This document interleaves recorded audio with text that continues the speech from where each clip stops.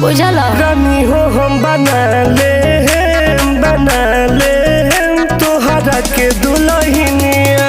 अच्छा अगर कोनो बोली तो हिला दे हम पटना रे राजधानिया। बर्बाद कर दे। ठीक है बा।